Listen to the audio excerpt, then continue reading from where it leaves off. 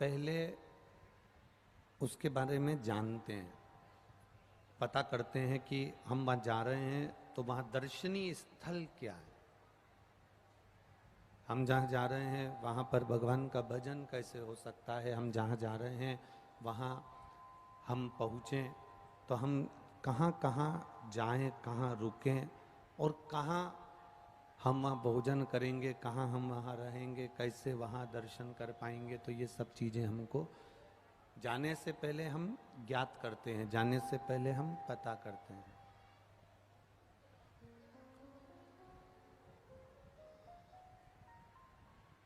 जाने से पहले हम ये मालूम कर लेते हैं। अब जैसे हम कहीं जा रहे हैं, हम कहीं पहुंच रहे हैं, उससे पहले हम सब चीज़ों का अनुभव कर लेते हैं, सब चीज़ें जांच लेते हैं, सब चीज़ें पता कर लेते हैं। उसी तरह से शिव महापुराण की कथा कहती है कि जाने से पहले हम उस जगह को, उस स्थान को, उस तीर्थ को जांच लेते हैं। उसी तरह परमात्मा भी जब हमको यहाँ भेजता है, भगवान भी जब हमको यहाँ भेजता है, मृत्यु लोक में भेजता है, तब सब कुछ जांच कर भेजता है। आवाज नहीं जा रही पीछे बाबा। पंडालों में लोग धूप में 4-5 घंटे से इंतजार करते हैं, उनको अगर आवाज नहीं पहुंचे तो काहे के लिए आते हैं इतने लोग, जरा विचार करिएगा। 24 घंटे में केवल 3 घंटे साउंड का काम पड़ता है, उसको जरा सही सट व्यवस्था देखना चाहिए ना।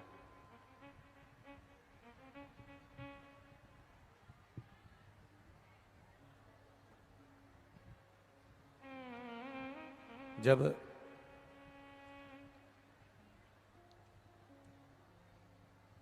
हम किसी तीर्थ में जाएं, हम किसी स्थान पर जाएं, हम किसी जगह पर जाएं, तो उसके बारे में हम पहले ज्ञात कर लेते हैं, मालूम कर लेते हैं।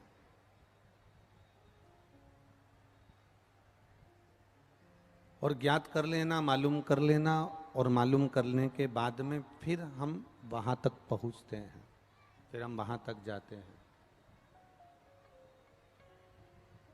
फिर हम वहां तक पहुंच पाते हैं। मेरा परमात्मा, मेरा भोलेनाथ, मेरा तरकालदर्शी, मेरा कैलाशी, मेरा अविनाशी, मेरा शिव, मेरा कुबेर भंडारी, मेरा बाबा वैद्यनाथ भी ऐसा ही है। वो भी ऐसी ही कृपा करने वाला। हमको भेजने से पहले, जब हम मृत्यु लोक में आने वाले रहते हैं, जब हम मृत्यु लोक में पहुंचने वाले रहते हैं, जब हम पृथ्वी पर हमारा जन्म होने वाला रहता है, तब वो भी सब भांप लेता है कि ये मृत्यु लोक में जाएगा तो पृथ्वी पर जाकर करेगा क्या।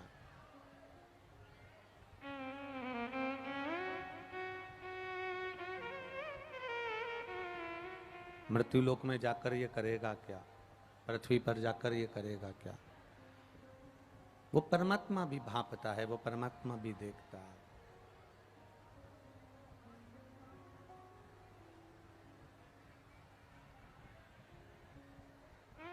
और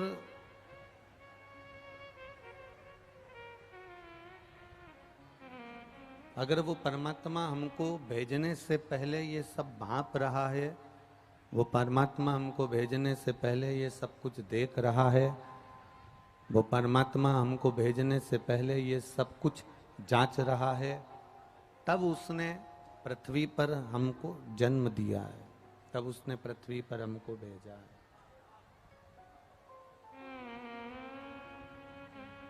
मृत्यु लोक में तब हमारा जन्म हुआ, पृथ्वी पर तब हम आए हैं।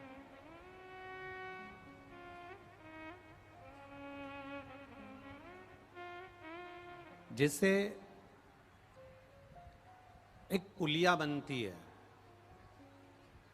बहुत ध्यान लगाकर जरा स्मरण करिएगा शिव महापुराण का, कि एक पुलिया बनती है, जैसे एक पुलिया का निर्माण होता है, एक पुलिया बनती है, एक पुलिया को जब बनाया जाता है, एक पुलिया का निर्माण किया जाता है, एक पुलिया को जब बनाया जाता है तो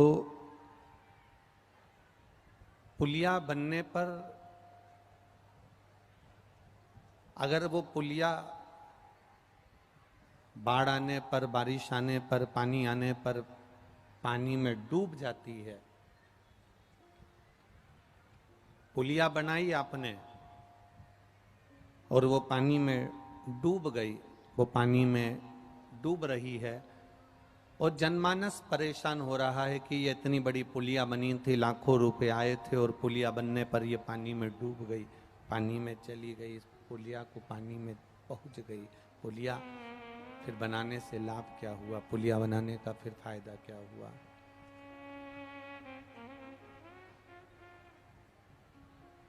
अब किसी ने पूछा कि तुमने ये पुलिया बनाई और ये पुलिया तो पानी में डूब गई, तुमने ये पुल बनाया और ये पुल तो पानी में डूब गया।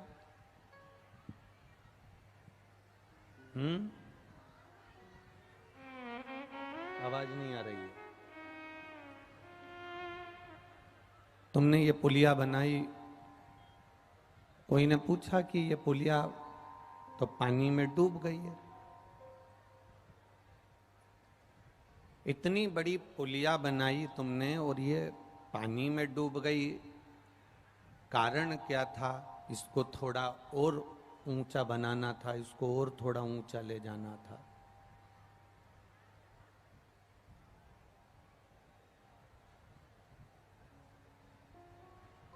इसको और थोड़ा ऊंचा तक लेकर जाना था।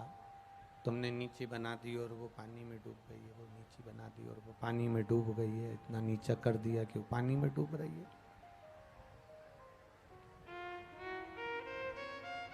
क्या जिसने पुलिया का निर्माण करा उसने कहा कि हमने जितना हमारे पास में बजट था, जितना हमारे पास में पैसा था,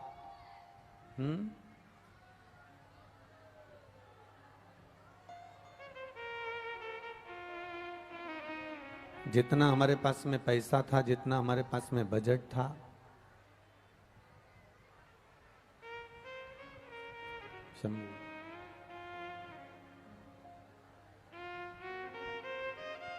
जितना हमारे पास में बजट था, जितना हमारे पास में पैसा था, हमने उस हिसाब से इस पुलिया का निर्माण किया है। जितना पैसा हाथ में आया उसके हिसाब से हमने पुलिया का निर्माण करा। फिर किसी ने कहा कि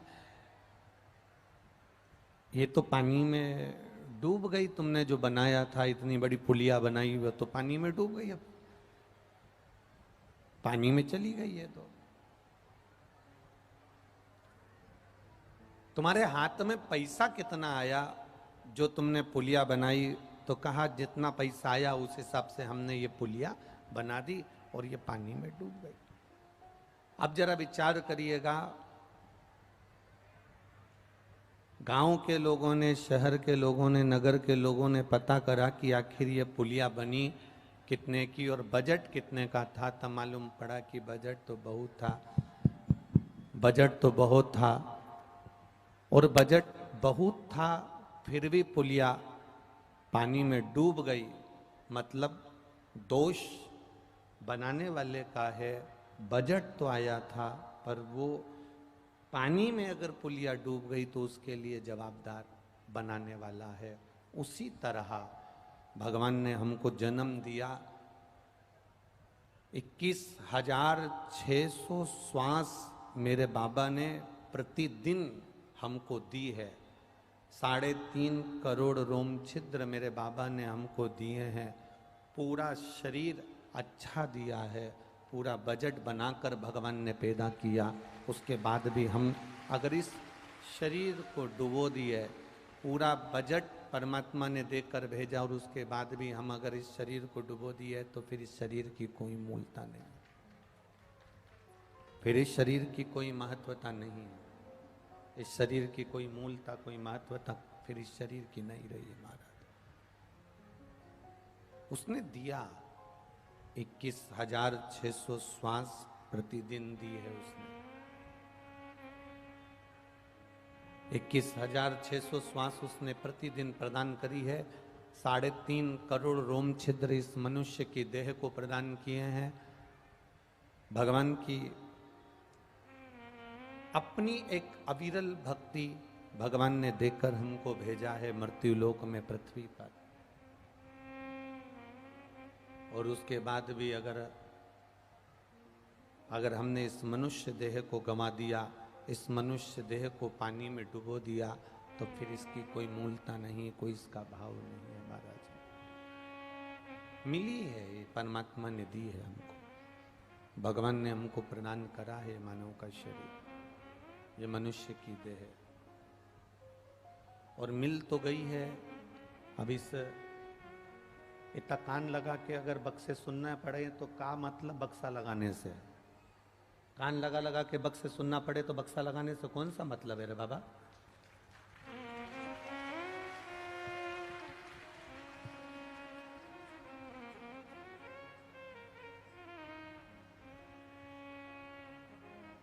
उस परमात्मा ने सारा बजट देकर, उस परमात्मा ने ये शरीर देकर 21,600 श्वास हमें प्रदान कर कर भेजा है।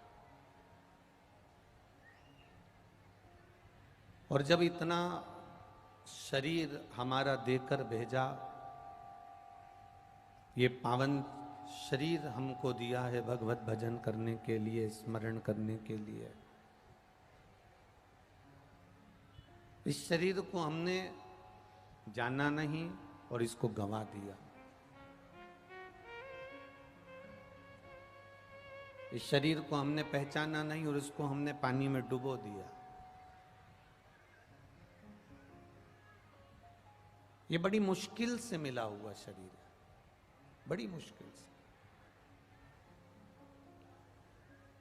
शिव महापुराण की कथा कहती है, परमात्मा को केवल आपसे धन नहीं चाहिए, परमात्मा को आपसे कोई दौलत या कोई संपदा या कोई वैभव या कोई सत्ता या कोई बहुत सारा राजसी ठाट नहीं चाहिए। परमात्मा को आपसे ना तो पीतांबर चाहिए, ना अंबर चाहिए, ना तुम्हारा सोना, ना तुम्हारी चांदी, ना तुम्हारा आभूषण, ना तुम्हारा रतन चाहिए।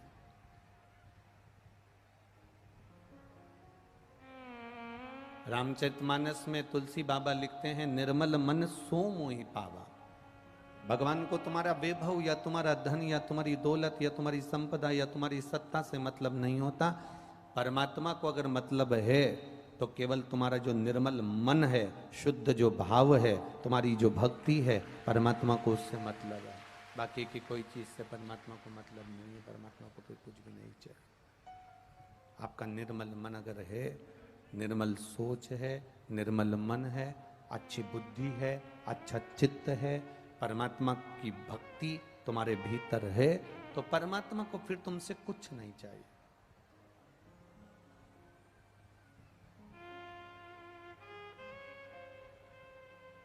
फिर भगवान को तुमसे कुछ चाह नहीं है अगर मन शुद्ध है। अच्छा एक बात बताओ, आप लोगों के यहाँ बिहार में अचार डलता है क्या? अरे बोलो जम के, डलता है? केरी का, आम का, नींबू का, आंवला का, ठीक है।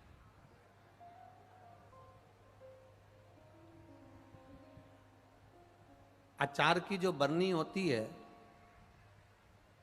उसमें जो चम्मच से अचार निकालते हो, वो एकदम साफ चम्मच लेते हो कि दाल सब्जी में चावल में भिड़ी हुई लेते हो?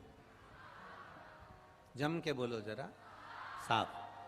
अगर दाल की चम्मच ले लो या सब्जी की चम्मच ले लो या चावल की चम्मच ले लो या लौंजी की चम्मच ले लो या भुजिया की चम्मच ले लो और उससे अचार निकाल लो, तो अचार फिर अच्छा रहेगा कि सड़ जाएगा? सड़ जाएगा। मतलब अचार की बरनी को भी चम्मच चाहिए तो अच्छी चाहिए। अचार की बरनी में भी चम्मच डलती है तो झूठी नहीं डलती। और किसी और चीज में भींगी हुई भीड़ी लगी हुई वो चम्मच अचार की बरनी में भी नहीं चलती। जब अचार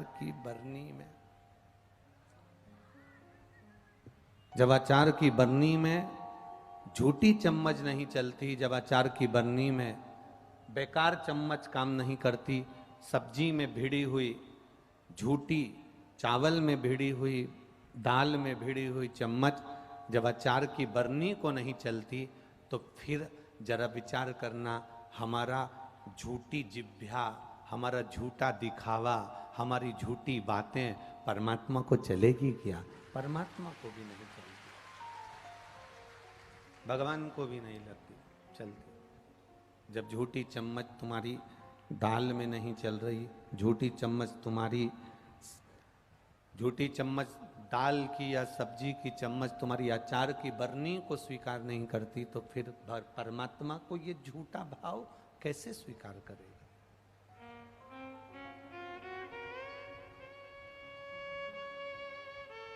भगवान को झूठा दिखावा प्रिय नहीं है।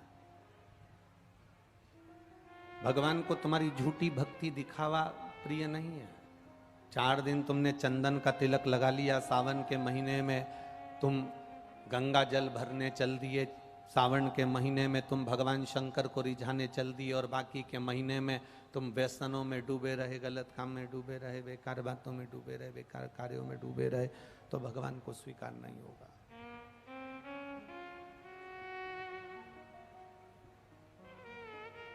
वो भगवान को स्वीकार नहीं है। आज यहाँ कथा में एक भक्त आया है पटना बिहार से, जो पैदल चलकर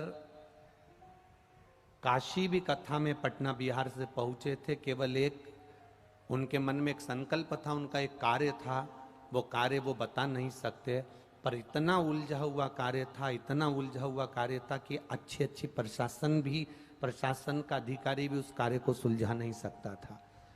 तो संकल्प लेकर पैदल पटना से काशी जब कथा हुई थी तो उसमें पहुंचे थे, और व्यासपीठ पर उनको बुलाया गया था। वहां से एक बेलपत्र बाबा की मांग कर लेकर गए थे, बाबा यहाँ पैदल चलकर आया हूं, अगर मेरा कार्य हो गया तो कहीं नजदीक में जब शिव महापुराण की कथा होगी तो आंखों पर पट्टी बांधकर अपने परिवार समेत यहां फिर पहुंचूंगा पैदल। कहां बैठे हैं वो?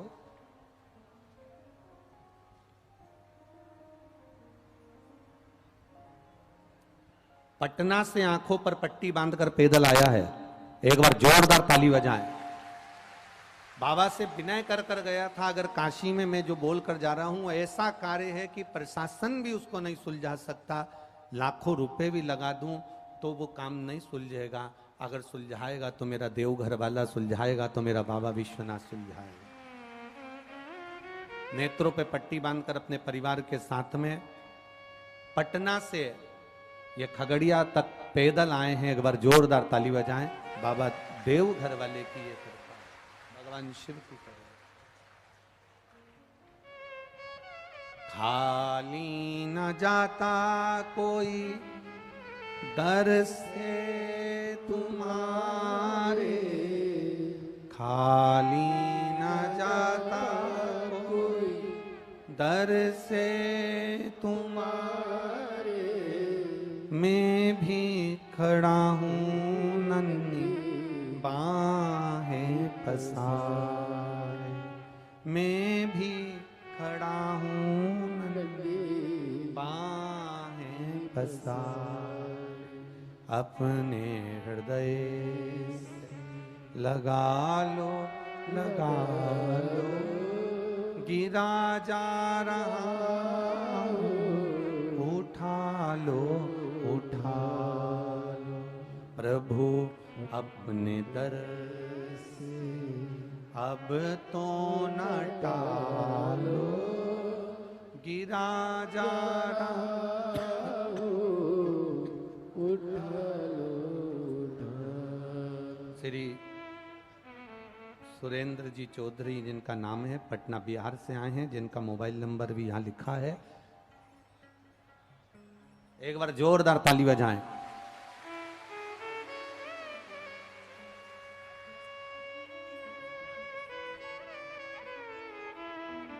संकल्प लिया था कि मेरा कार्य हो जाएगा, जहां कथा होगी वहां आंखों पर पट्टी बांधकर पैदल पहुंचूंगा, और व्यासपीठ से ही वह पट्टी खुले, ये आशा लेकर आए हैं। बाबा की कृपा। एक बार जोरदार ताली बजाएं।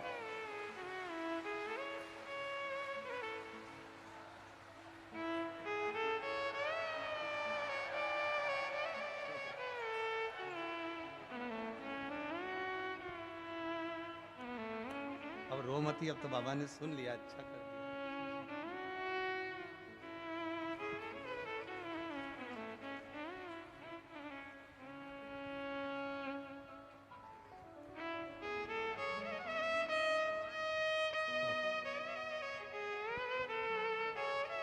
एक बार जोरदार ताली बजाएं।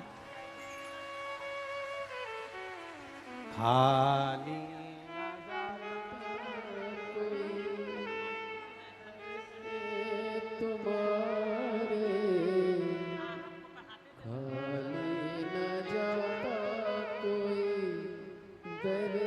अब रोइए मत, अब खुश होइए, बाबा कृपा करें।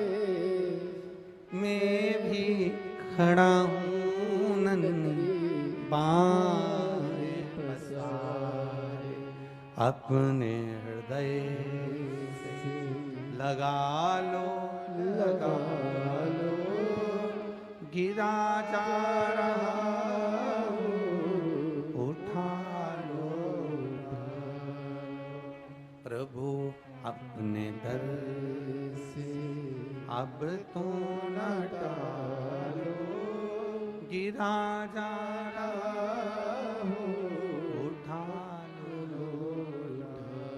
शिव कथा कह रही है, भगवान शंकर का संवाद कह रहा है, शिव महापुराण की कथा कह रही है। आपने भगवान को छल प्रिय नहीं, भगवान को प्रपंच प्रिय नहीं, भगवान शंकर को दिखावा प्रिय नहीं है। भगवान शंकर को अगर कुछ प्रिय है, शिव को अगर कुछ प्रियता है, शंकर भगवान को तुम्हारा कपट, छल, बेईमानी, प्रपंच, झूठा दिखावा मेरे शिव को प्रिय नहीं लगा। मेरे शंकर को प्रिय है तो तुम्हारा निर्मल मन भगवान को प्रिय है, और उससे वो रीझ जाता है, उससे वो प्रसन्न हो जाता है, उससे वो आनंदित हो जाता है। उसमें उसके आनंद की सीमा हो जाती है। दिखावे से बाहर निकलो तो शिव प्राप्त हो सकता है, दिखावे से बाहर निकलोगे तो भगवान शंकर तुम्हें मिल सकता है।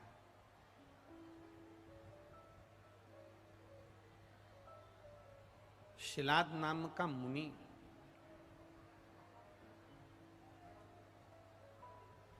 शिलाद मुनि जो ब्रह्मचारी थे, जिन्होंने विवाह नहीं किया, ब्रह्मचारी। और शिलाद मुनि जब ब्रह्मचारी हैं, शिलाद मुनि जो ब्रह्मचारी हैं, उनके जो पूर्वज हैं, उनके जो पितृ हैं, उनके जो पूर्वज हैं, उनके जो पितृ हैं, शिलाद मुनि के जो पूर्वज हैं, पितृ हैं, उनको चिंता व्याप गई, और उनको चिंता व्यापी कि ये शिलाद मुनि को लगा कि उनके पूर्वजों को, उनके पितरों को लगा कि हमारे घर में जो बेटा ने जन्म लिया है, शिलाद मुनि ने जन्म लिया है, और शिलाद मुनि की अब शादी नहीं हुई, शिलाद मुनि ने शादी नहीं करी, शिलाद मुनि का विवाह नहीं हुआ, शिलाद मुनि तपस्वी ब्रह्मचारी बन गए, और ये ब्रह्मचारी बन गए तो अब इनके अगर बच्चे नहीं होंगे तो हमको तर्पण कौन करेगा, तिलांजलि कौन देगा, जल कौन देगा, ब्राह्मण भोज कौन कराएगा, अग्नि में साकल्य कौन देगा। शिलाद मुनि के ब्रह्मचारी बनने पर, शिलाद मुनि को सब कुछ छोड़ देने पर, शिलाद मुनि ने जब विवाह नहीं करा, शादी नहीं करी और ब्रह्मचारी का भाव धारण कर लिया और उन्होंने सब कुछ छोड़ दिया, सब कुछ त्याग दिया।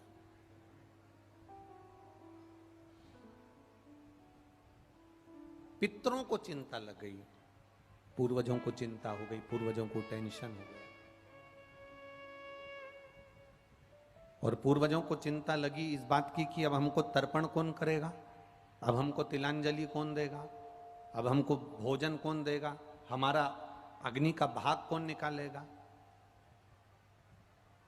संसार में जन्म लेने वाला प्रत्येक मनुष्य ये विचार करता है कि हमारी वंशावली बढ़ती चली जाए, हमारा वंश बढ़े, हमारी गोद में, हमारी झोली में भी भगवान एक संतान, एक पुत्र, एक पुत्री, एक संतान हमारी गोदी में भी दे, जो कि हमारे वंश को बढ़ा दे, हमारे पूर्वजों को तर्पण, तिलांजलि, जल, भोजन आदि प्राप्त होता रहे। ये सब मिलता रहे, ये भाव प्रत्येक मनुष्य के हृदय में होता है, प्रत्येक मनुष्य के दिल में होता है। अब पितृलोक में जो पितृ बैठे हुए थे, पितृलोक में जो पितृ विराजमान थे, उन पितरों ने आर्यमा स्वामी से कहा, पितरों के देवताओं से,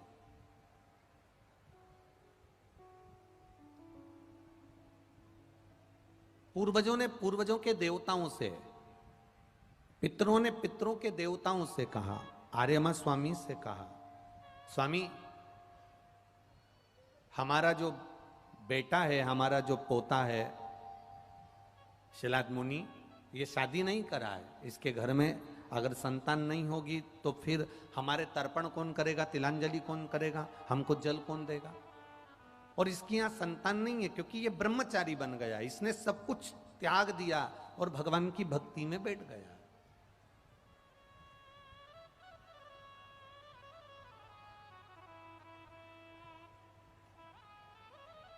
इसके घर में अगर संतान होगी तो हमको तर्पण होगा, हमारी तिलांजलि होगी, हमको भोजन मिलेगा, हमको भाग मिलेगा। अब इसके यहाँ संतान हो तब तो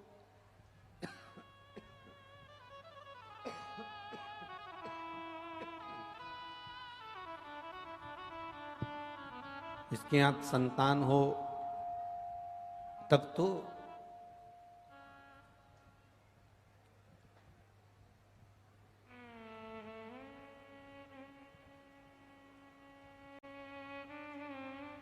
जब संतान है ही नहीं तो फिर वंश कैसे बढ़े, वंश बढ़े। अब चिंता भीतर से व्याप रही है, चिंता भीतर से लग रही है।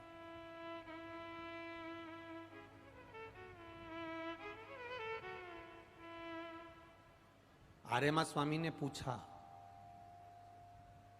एक बात बहुत अच्छे से ध्यान में रखना, आप जिस स्थान पर रह रहे हो, पितरों के स्थान पर रहते हैं, तो पितरों के देवता उनकी सुनते हैं, और सुनते हैं तो मार्ग बताते हैं और मार्ग प्रशस्त करते हैं।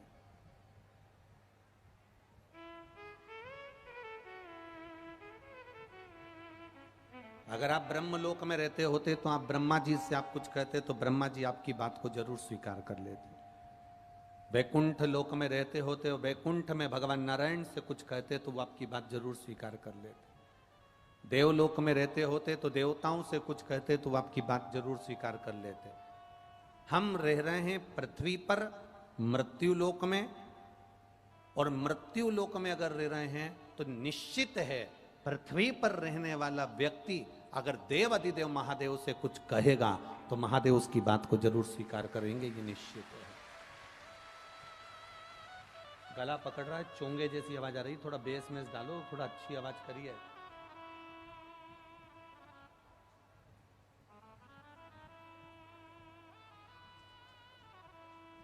अब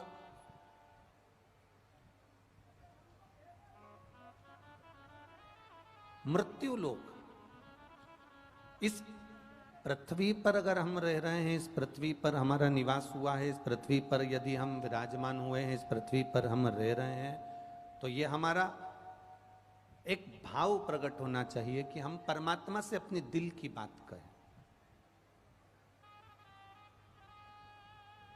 परमात्मा को हम अपने मन की बात कहें, और जब हम परमात्मा को अपने दिल की बात कहेंगे, परमात्मा को अपने मन की बात कहेंगे, तो वो सुनेगा। क्योंकि हम मृत्यु लोक में रह रहे हैं, तो मृत्यु लोक का स्वामी, पृथ्वी का स्वामी, इस मृत्यु लोक का अगर कोई स्वामी है, मृत्यु लोक का अगर कोई देव, अधिदेव, महादेव विराजमान है, हम अगर शिव से कहेंगे, हम शंकर भगवान से प्रार्थना करेंगे, हम बाबा देव अधिदेव महादेव से अपने मन की बात कहेंगे, तो वो स्वीकार करेगा, ये निश्चित है, वो सुनेगा, वो स्वीकार करेगा, ये पक्का है। जब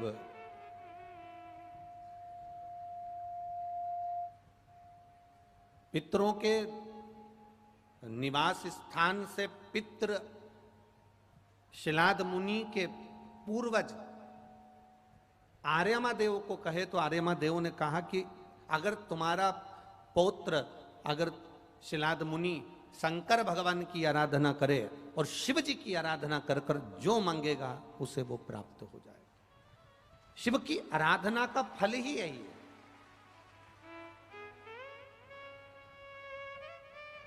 शंकर भगवान की आराधना का सबसे बड़ा फल है कि जो मांगो वो तुरंत देता। सारी समस्या का हल एक लोटा जल, जो मांगा। एक पत्र आया है, देखिए, पत्र भी बढ़िया पंखे पे लिखा हो। हमारे पास में भी 3-4 पंखे तो इकट्ठे हो गए होंगे, क्योंकि रोज एक ना एक पत्र पंखे पर आ ही जाता है। हो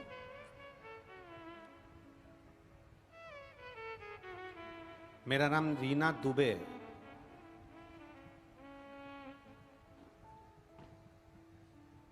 मेरा नाम रीना दुबे और पिंकी तिवारी पूर्णिया बिहार से आई हैं।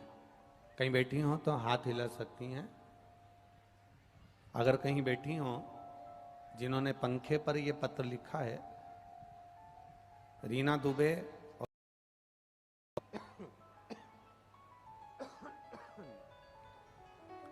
रीना दुबे और रिंकी तिवारी पूर्णिया बिहार से हैं।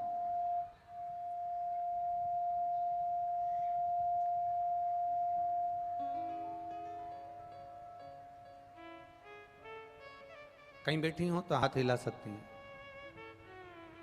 आप ही हैं? हाँ जी, दोनों हाथ हिला दो एक से। हाँ, एक बार वापिस हिला दो। रीना दुबे और रिंकी तिवारी पूर्णिया बिहार से आए। एक लोटे जल का महत्व क्या वर्णन करें गुरुदेव। बड़े भाई को 2012 में रेलवे में सरकारी नौकरी हुई थी, लेकिन किसी कारणवश 2012 की वो नौकरी छूट गई और हमारी सारी आशाएं समाप्त हो गई। अब वो नौकरी, सबके कहे अनुसार वो नौकरी मिलना मुश्किल थी। सबने मना कर दिया था कि वो जो 2012 में जो नौकरी थी वो चली गई है, अब वो प्राप्त नहीं होगी, अब वो नहीं मिलेगी।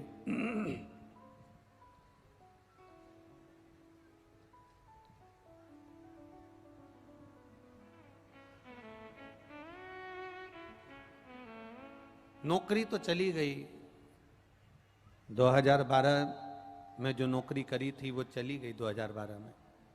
अब सब दूर से आस समाप्त हो गई, सब दूर से आस खत्म हो गई। सब दूर से आस जब खत्म हो गई, तब किसी ने कहा, एक बार टीवी पर कथा आती है और पशुपति व्रत करो और बाबा से प्रार्थना करो, बाबा सब कुछ कर सकता है। जो दुनिया में कोई नहीं कर सकता वो देवाधिदेव महादेव कर सकता है। आप करो बाबा का गुणगान। पशुपति व्रत किया, शिव जी को एक लोटा जल चढ़ाना प्रारंभ किया, पशुपति व्रत करना प्रारंभ करा, शंकर भगवान को एक लोटा जल चढ़ाना प्रारंभ करा, शिव जी को जल चढ़ाया, पशुपति व्रत करा। शिव जी की कृपा का मैं क्या गुणगान करूं गुरुदेव। मेरे भाई को 12 साल के बाद वापिस 2012 में नौकरी चली गई थी, बाबा ने 12 वर्ष के बाद वो नौकरी पशुपति व्रत से वापिस रेलवे की प्रदान कर दी। उम्मीद नहीं थी, विश्वास नहीं था, भरोसा नहीं था। जब सब दूर से आस खत्म हो जाए, सब दूर से आस चली जाए, सब दूर से आस समाप्त हो जाए, सब दूर से जब आस खत्म हो जाए, तब अंतिम आस, अंतिम विश्वास मेरे देवाधिदेव महादेव का होना चाहिए, मेरे शंकर भगवान का होना चाहिए, मेरे शिव का होना चाहिए। मृत्युलोक में अगर शिलाद मुनि है और शिलाद मुनि अगर मृत्युलोक में भगवान शंकर की आराधना कर सकते हैं, शिव की अगर आराधना कर सकते हैं, तो देवाधिदेव महादेव उनको सब कुछ दे सकते हैं, सब कुछ।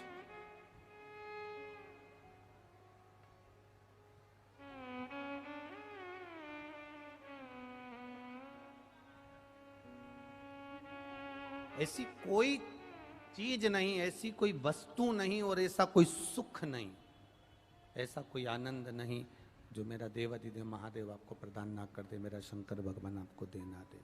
ऐसा कोई सुख ही नहीं, ऐसा कोई आनंद ही नहीं है संसार सागर में। जो कोई नहीं दे सकता वो मेरा देवाधिदेव महादेव दे सकता है, मेरा शिव दे सकता है। आप अपने पूर्वजों से, अपने शिलाद मुनि से कहो, आप शिलाद मुनि से जाकर प्रार्थना करो कि शिलाद मुनि तुम शिव जी की आराधना करो, भगवान शंकर का गुणगान करो। शिव जी की आराधना करोगे, शिव का गुणगान करोगे तो तुम्हारे घर में संतान जरूर तुम्हें प्राप्त होगी, और वो संतान अगर प्राप्त होगी तो वो पूर्वजों का तर्पण और तिलांजलि जरूर करेगी। शिलाद मुनि ने तब साधना करना प्रारंभ करा।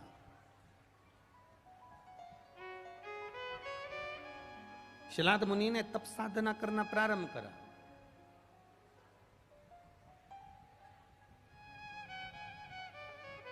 और जब शिलाद मुनि ने तप साधना करना प्रारंभ करा, ऐसी तप साधना शिलाद मुनि ने करी कि तप करते करते करते करते करते करते मिट्टी का ढेर बन गए, और उनके शरीर के अंदर, मिट्टी के अंदर कीड़े पड़ गए, और शरीर के मांस को नोच नोच कर वो कीड़े खा गए।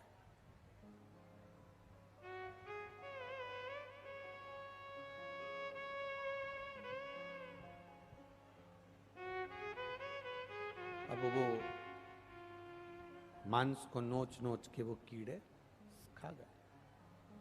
शिव महापुराण की कथा कहती है, भगवान शंकर का चरित्र कहता है, शिव महापुराण कहती है कि केवल शिलाद मुनि के शरीर में अस्थियां बची थी, शरीर में केवल हड्डियां बची थीं, और केवल श्वास चल रही थी, थोड़ा सा विग्रह स्वरूप चेहरे का बचा था। बाकी का शिलाद मुनि में के शरीर में सब दूर केवल हड्डी का ढांचा हो गया था, केवल हड्डी हड्डी हो गई थी, केवल हड्डी हड्डी।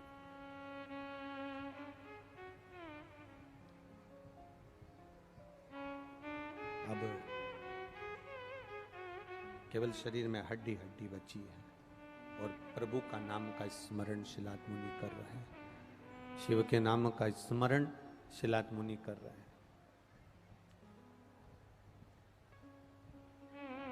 केवल शिलाद मुनि के शरीर की अस्थियों का ढांचा अकेला बचा, तब देव ऋषि नारद जी भगवान शिलाद मुनि का दर्शन करने आए तो क्या देखते हैं कि मांस तो शरीर पर था ही नहीं।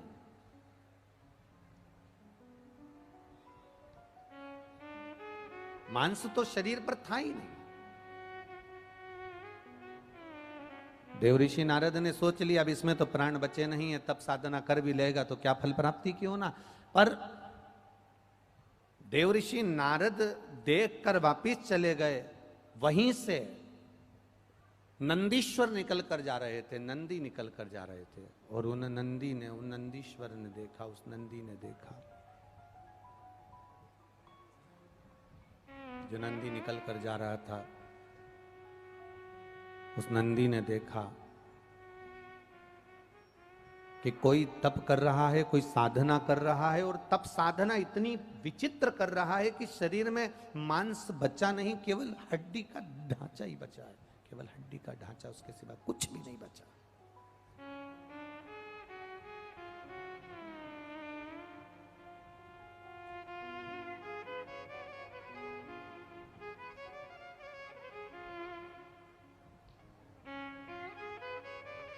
अब नंदी के मन में भाव जागृत हुआ, नंदी के मन में एक भाव आया।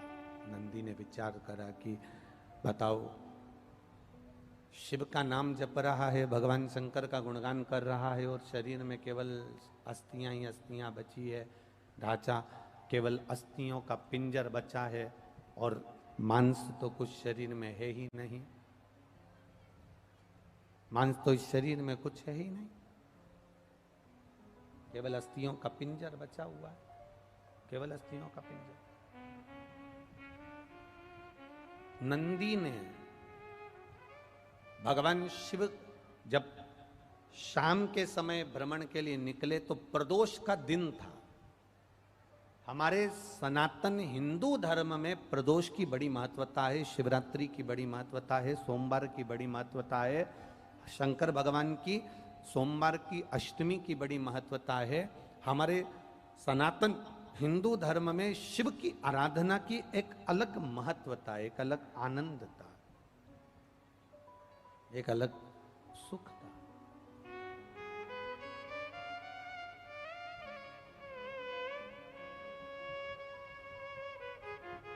अब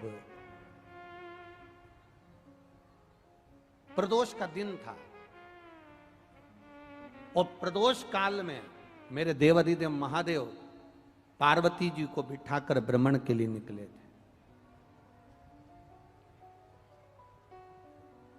अब मेरा शंकर भगवान, मेरा ओघड़दानी, मेरा भोलेनाथ, मेरा शंभू प्रदोष काल में प्रदोष के दिन नंदी पर बैठकर जब निकले।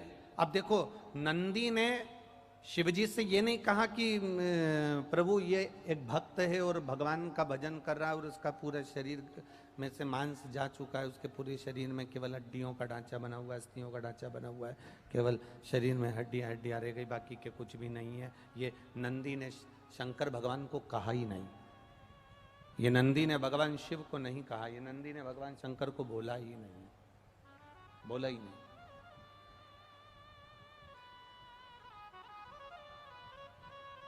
बस नंदी पर शिवजी बैठे, जगत जननी जगदम्बा माता पार्वती जी बैठी और नंदी पर बैठकर जब भगवान शंकर प्रदोष के दिन प्रदोष काल में जब निकल कर जा रहे थे, तभी नंदी बोले कुछ नहीं। नंदी बोलते कम है, बोले कुछ भी नहीं, और शिव जी को ले जाकर सिलाद मुनि के सामने नंदी थोड़ी देर खड़े हो गए। नंदी वहां शिलाद मुनि के सामने खड़े हुए, बस नंदी जाकर खड़े हुए और पार्वती जी ने नंदी से कहा आगे बढ़ो ना, आगे चलो ना। इतने में नंदी आगे बढ़ते नहीं, आगे चलते नहीं।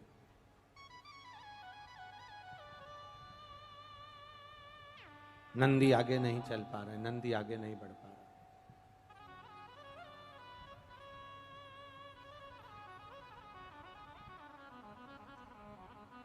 बड़ा कठिन है।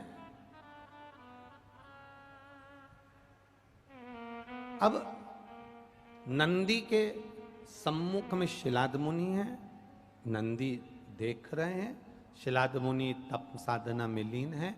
पार्वती जी ने नंदी से कहा आगे बढ़ो, नंदी बढ़ते नहीं है।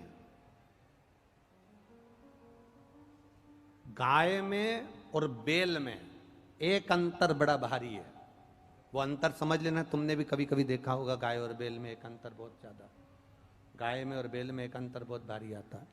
कौन सा अंतर है गाय और बैल में? गाय को आप हटाओगे हट जाएगी, गाय को आपने पूंछ दबाई वो एक सार हो गई, गाय को पकड़कर आपने एक साइड कर दिया, धप मारकर एक साइड कर दिया, हो जाता है। पर नंदी बैल, कभी बैल को हटाया आप लोगों ने? कभी नंदी को हटाया? नंदी की आदत है, गाय तुरंत हट जाती है, पर नंदी बैल इतनी जल्दी नहीं हटता। बैठा है, तुम गाड़ी का हारन बजाए जाओ बजाए जाओ बजाए जाओ, गाय होगी तो हट जाएगी, पर बैल है तो नहीं, नंदी है तो नहीं हटेगा। तुम हारन बजाओ, गाड़ी का हारन बजाओ, चाहे तुम जाओ उठा कर आओ, तुम पूंछड़ी दबा के उसको उठा भी दोगे ना नंदी को, तो थोड़ी आराम से उठेगा, आराम से धीरे से उठेगा। फिर तुम करोगे हेट हेट, तब धीरे धीरे फिर चलेगा, इतनी जल्दी नहीं। जिसने उठाया पहले तो उसको घूम के देखेगा, तो जिसने उठाया पहले ही भग जाएगा सींग देखकर। फिर नंदी सोचता है आराम से मैं जा रहा हूं, तू चिंता मत कर, तू चल यहां से, मैं निकल जाऊंगा, मैं चले जाऊंगा, मैं पहुंच जाऊंगा।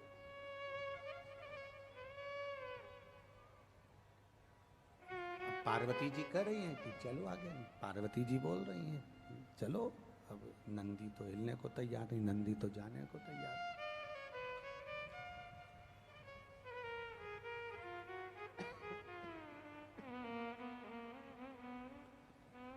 आस्था वालों, पुरानी टीवी पूरी पुरानी कथा निकाल के रखो।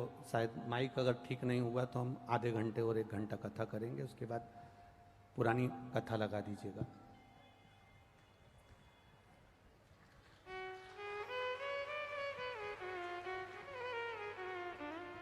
अब नंदी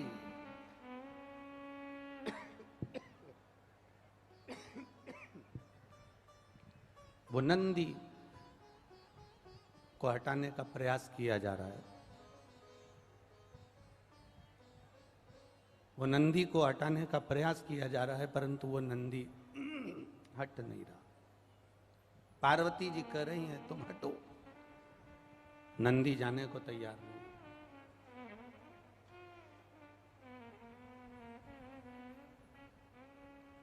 शिव जी ने नंदी से पूछ लिया, भगवान शंकर ने नंदी से पूछा, और भगवान शिव ने नंदी से पूछा कि तू आगे क्यों नहीं बढ़ रहा। शिव से नंदी कुछ नहीं कहना चाहता, केवल मिट्टी के ढेर पर शंकर भगवान की दृष्टि पड़ जाए, बस नंदी इतना सा चाहता है। और नंदी मंदिर के अंदर कभी नंदी का दर्शन करना, वो शंकर भगवान को देखता रहता है। कभी किसी मंदिर के अंदर तुमने नंदी के आंखों को बंद नहीं देखा होगा। आप में से किसी ने देखा है क्या? किसी ने नंदी के नेत्रों को शिव जी के मंदिर में कभी बंद नहीं देखा होगा। नंदी शिवलिंग को देखता रहता है। कारण केवल इतना सा है, नंदी हमको बताता है, नंदी हमको दिखाता है कि आप शंकर भगवान की ओर अपनी दृष्टि कर कर रखो। एक ना एक दिन शंकर भगवान तुम्हारे पर दृष्टि कर देंगे और तुम्हारा कल्याण हो जाएगा।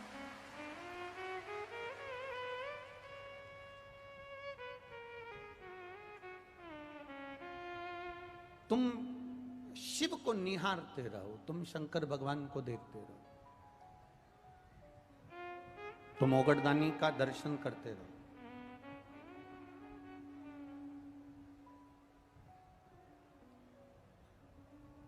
अभी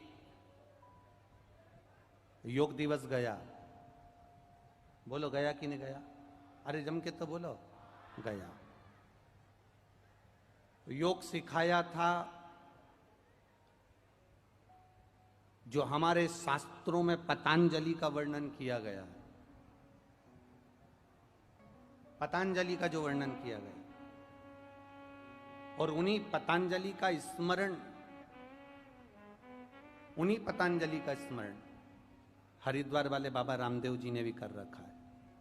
उन्हीं पतंजलि के नाम से, जिन्होंने योग को, औषधि को, संसार को सुख देने का कार्य किया, वो पतंजलि। अब कोई तुमसे पूछे कि पतंजलि के गुरु कौन है, पतंजलि के गुरु कौन है? कोई तुमसे पूछे कि जिन पतंजलि ने योग दिया, उस योग को हरिद्वार वाले बाबा रामदेव जी ने लेकर, उन्हीं पतंजलि से लेकर, उन्हीं पतंजलि के कुछ अंश को लेकर जनमानस तक पहुंचाए। और कोई तुमसे पूछ ले कि वो पतंजलि जो थे, उनके गुरु कौन थे जिन्होंने योग दिया था, जिन्होंने साधना दी थी, जिन्होंने आराधना दी थी, जिन्होंने इतना सारा खूब औषधियां और सुख प्रदान करा, आखिर वो पतंजलि के गुरु कौन है?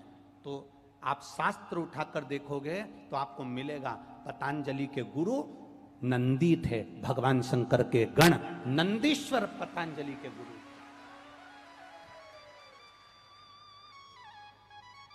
योग की विद्या पतंजलि को नंदीश्वर ने दी थी, भगवान शंकर के गण नंदी ने दी थी। और केवल पतंजलि अकेले ही नंदी के शिष्य नहीं थे, भगवान नंदी के 8 शिष्य, नंदी के 8 शिष्य पूरे भारत में आज भी पूज्य हैं, उसमें से पतंजलि तो एक है।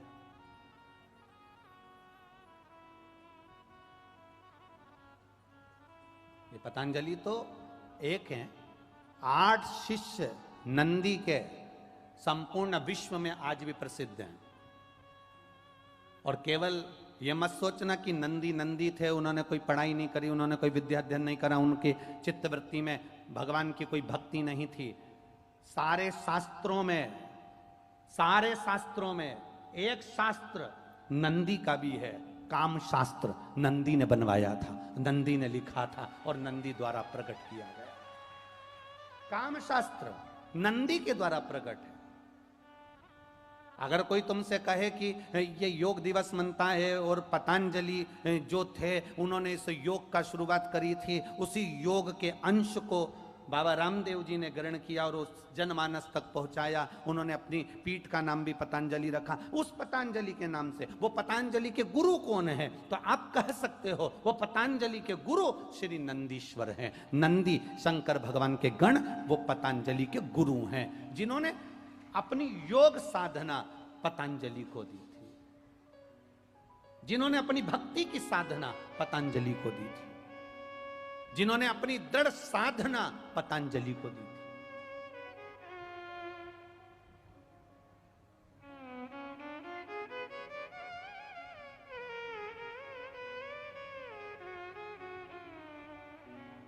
एक दृढ़ता पतंजलि को प्रदान करी थी। गाय को उठाओगे चली जाएगी, हारन बजाओगे गाय को तो गाय उठकर चली जाएगी, पर बैल नंदी इतनी जल्दी उठता नहीं और इतनी जल्दी चलता नहीं। बैल नंदी इतनी जल्दी चलता भी नहीं और इतनी जल्दी उठता भी नहीं। अड़कर खड़ा है, शंकर भगवान नंदी पर बैठे हैं, माता पार्वती जी नंदी पर बैठी हैं। पार्वती जी नंदी से कह रही हैं चल, पर नंदी चलने को तैयार नहीं है। पार्वती जी कह रही हैं तू हमारा गण होकर तू हमारा कहना नहीं मान रहा, आगे क्यों नहीं बढ़ रहा?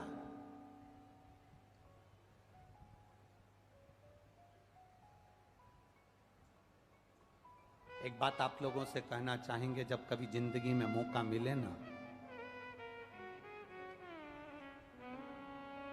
स्वयं खा लेना सुकृति है, छुड़ाकर खा लेना विकृति है, और बांट कर खाना यह भारत देश की संस्कृति है। कभी अगर मौका मिल जाए तुम्हारी जिंदगी में, कभी ऐसा योग लग जाए कि तुम्हारी पानी की बोतल में पानी थोड़ा सा है और पड़ोसन को प्यास बहुत तेज लग रही है, और तुम ये विचार कर कर बैठी हो कि मेरे पास में पानी थोड़ा सा है, अगर मुझे प्यास लगेगी तो मुझे पीना पड़ेगा, मेरे को प्यास लगेगी तो मुझे भी तो पानी चाहिए, और पड़ोसन पानी की बोतल ढूंढ रही है, कहीं प्यास लग रही है, मुझे पानी मिल जाता तो अच्छा होता। पड़ोसन को प्यास लग रही है, तुम्हारे पर्स में पानी का पाउच रखा है, तुम्हारे पर्स में पानी की बोतल रखी है, तुम्हारे पास में पानी रखा है, पड़ोसन को प्यास लग रही है, पड़ोस में जो बच्चा है वो प्यासा है, पड़ोस में कोई बैठा है उसको प्यास लग रही है, और तुम्हारे पास में पानी रखा हुआ है। तुमने इसलिए रखा कि 3 घंटे की कथा है, 4 घंटे की कथा है, थोड़ी देर में मुझे प्यास लगेगी, मैं पी लूंगी। तुमने अपने लिए संजो कर रखा, और पड़ोसन को अगर प्यास लग रही है उसको नहीं दिया। शिव महापुराण की कथा कहती है, शिव पुराण से ये सीख कर जाना, पड़ोसन को प्यास लग रही है और तुम्हारे पास में पानी रखा है, अपने लिए रखा है, उसमें से थोड़ा सा पानी उस पड़ोसन को पिला देना। तुमने उसकी चिंता करी तो तुम्हारे पानी की व्यवस्था वो महादेव करेगा।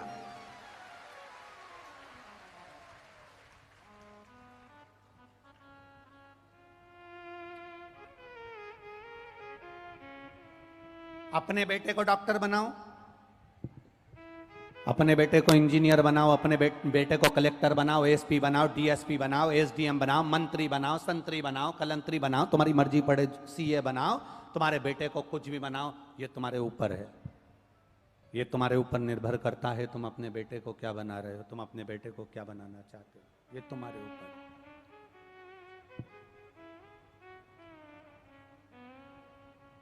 और अपने बेटे को एक बात जरूर सिखा देना कि खूब कमाना तो दिल से मना नहीं है, जिंदगी भर खूब कमाई करना मना नहीं है, पर अपने बेटे को ये जरूर सिखाना कि कमाई तो जिंदगी भर करना, पर अपनी पुण्य की कमाई भी करते हुए चलना जो तेरे को ऊपर काम आएगी।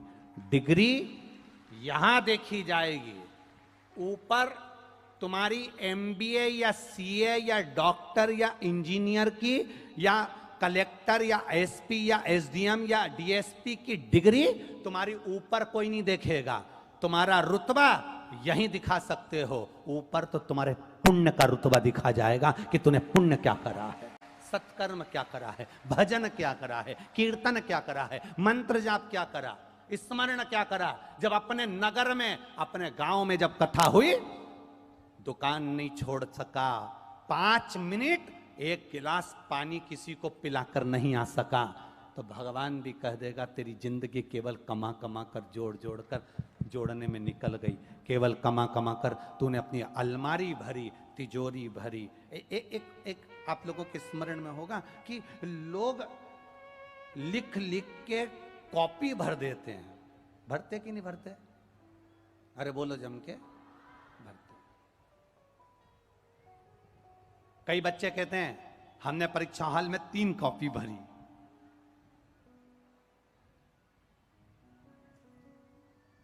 हमने होमवर्क कर करके 4 कॉपी भर दी, हमने 2 कॉपी भर दी, पर सबने कहा कि हमने 4 कॉपी भर दी, 5 कॉपी भर दी, हमने 3 कॉपी भर दी, पर एक भी कहने वाला नहीं मिला कि 4 कॉपी भरने में अंदाजा लगाना, 3 कॉपी भरने में, 2 कॉपी भरने में जिस पेन से लिख रहे थे वो पेन कितना खाली हुआ, हमारी तिजोरी भरने में हम कितने खाली हुए, कभी अंदाजा लगाना कि खाली कितने हो रहे हैं। कॉपी भरने में खाली कितने हुए हो, पेन कितना खाली हुआ, कॉपी भरने में, लिखने में पेन खाली होते चले जाता है, उसी तरह तिजोरी भरने में, धन भरने में, दुकान भरने में, गोडाउन भरने में, घर भरने में, आभूषण भरने में, कपड़े लत्ते भरने में व्यक्ति भी तो खाली होता चले जाता है। 25 साल की उम्र से भरने में लगा है, कभी कॉपी भर रहा था, कभी घर भर रहा था, कभी जायदाद भर रहा था, कभी संपदा भर रहा था, कभी गोडाउन भर रहा था, कभी दुकान भर रहा था, भरते भरते भरते भरते भरते भरते इतना खाली हो गया कि आखिरी में उसको ले जाकर हॉस्पिटल में पटकना पड़ा, तो हॉस्पिटल में भी डॉक्टर ने वेंटिलेटर पर डाल दिया और अलग से सांस भर रहा है कि थोड़ी बहुत चल जाए, अलग से भर रहा। तुम्हारे भरने में ना जाने कितने खाली हो चुके हो। बड़े बड़े पद पर लोग बैठ जाते हैं, बड़े बड़े पद पर लोग विराजमान हो जाते हैं, बड़ी बड़ी प्रतिष्ठा। कोई कहता है हम कलेक्टर के पद पर बैठ गए, कोई कहता है हम एसपी के पद पर बैठ गए, कोई कहे हम एसडीएम के पद पर बैठ गए, कोई कहता है हम मिनिस्टर के पद पर बैठ गए। याद रखना, पद पर बैठो पर अंदर से खाली मत होते चले जाना, अर्थात अपने पुण्य को करते चलना, किसी का भला करते चलना, नहीं तो तुम्हारा पद और प्रतिष्ठा सब यहीं धरी रह जाएगी, किसी काम की। 4 नौकर तुम्हारे आगे पीछे जब तक फिर रहे हैं, जब तक तुम्हारी कुर्सी है, जब तक तुम्हारा पद है, जब तक तुम्हारी प्रतिष्ठा है। 4 नौकर तुम्हारे आगे पीछे तब तक फिर रहे हैं जब तक तुम्हारे पास में कुर्सी का दबदबा है। मेरे पास में, मैं कलेक्टर में, डॉक्टर में, इंस्पेक्टर में, ये कुर्सी का पद जब तक तुम्हारे पास में है तब तक 4 लोग तुम्हें सलाम ठोक रहे हैं। जिस दिन ये कुर्सी का पद, एक समय तो आएगा 60 साल के तो हो गए, 65 के तो हो गए, रिटायरमेंट जब हो जाएगा तब ये 4 नौकर भी तुमको गिनने वाले नहीं हैं। तुम्हारा सिग्नेचर आज काम आ रहा है, कल तुम्हारा सिग्नेचर काम नहीं आएगा। जब तक तुम रिटायर नहीं होते तब तक बैंक में जाओगे तो सिग्नेचर काम आएगा, कुर्सी पर बैठोगे तो सिग्नेचर काम आएगा, कलेक्टर की गाड़ी पर बैठोगे तो सिग्नेचर काम आएगा, तुम स्थान पर बैठोगे, कुर्सी पर बैठोगे तो सिग्नेचर काम आएगा। 60 साल के हुए, रिटायर हुए, उसके बाद अपनी कुर्सी पर वापस बैठ कर बताना। 60 साल होने के बाद, रिटायरमेंट होने के बाद अपने बैंक में जाना, अपने थाने में जाना, अपनी जगह पर जाना और फाइल उठाकर सिग्नेचर कर कर बताना। तुम्हारे सिग्नेचर की कोई परिभाषा नहीं होगी, तुम्हारे सिग्नेचर का कोई महत्व नहीं होगा। जब तक तुम पद पर हो तब तक तुम्हारा सिग्नेचर काम का है, पद से जाने के बाद सिग्नेचर काम का नहीं होता। उसी तरह जब तक तुम जिंदा हो तब तक तुम्हारी श्वास काम की है, राम नाम काम का है। जाने के बाद ना राम नाम काम आएगा ना श्वास काम आएगी। मरने के बाद तुम राम नाम भी नहीं ले सकते, मरने के बाद तुम्हारी श्वास किसी काम की नहीं आएगी, मरने के बाद तुम्हारी श्वास का कोई महत्व नहीं होगा। जिंदा हो तब तक श्वास की कीमत समझ लो, कुर्सी है तब तक सिग्नेचर की परिभाषा समझ लो, पद है तब तक सिग्नेचर का महत्व समझ लो। इसके बाद की कोई परिभाषा तुम्हारे पास में नहीं है। अंत समय में जब जाओगे तब तुम्हारे पास में कुछ नहीं रहेगा, तब केवल तुमने जो पुण्य कमाया, प्यासे को पानी पिलाया, भूखे को भोजन कराया। कुर्सी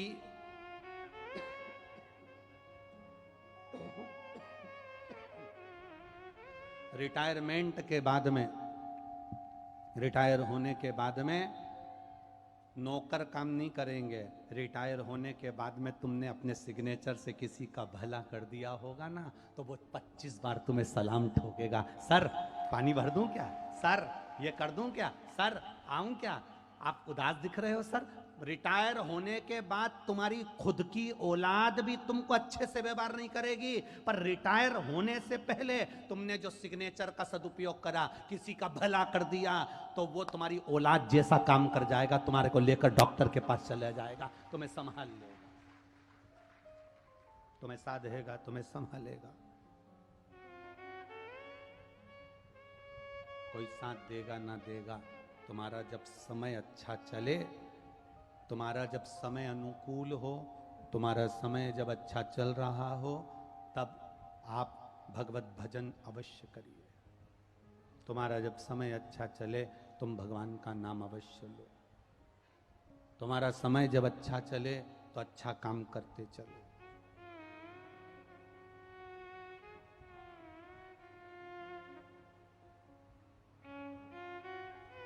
मेरा निवेदन है दुकान पर बैठने वाले व्यक्ति से, मेरा निवेदन है ऑफिस में बैठने वाले व्यक्ति से,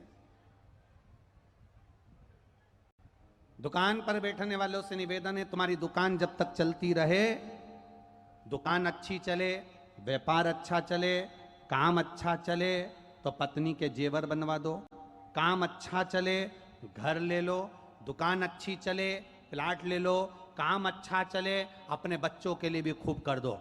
दुकान जब अच्छी चलती रहती है तो पत्नी के जेवर भी बना सकते हो। दुकान जब अच्छी चलती रहती है तो प्लाट भी ले सकते हो। दुकान जब अच्छी चलती रहती है तो मकान भी ले सकते हो। उसी तरह शरीर जब तक अच्छा चले तब तक कथा में जाकर कथा सुन लो। शरीर अच्छा चले तब तक भजन कर लो। शरीर अच्छा चले तब तक तीर्थ कर लो। शरीर अच्छा चले तब तक भगवान का नाम ले लो।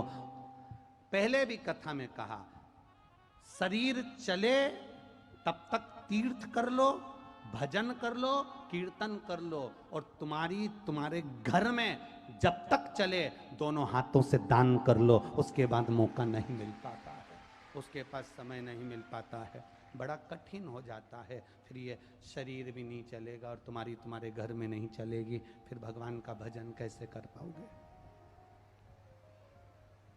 भक्ति कैसे कर पाओगे, स्मरण कैसे कर पाओगे।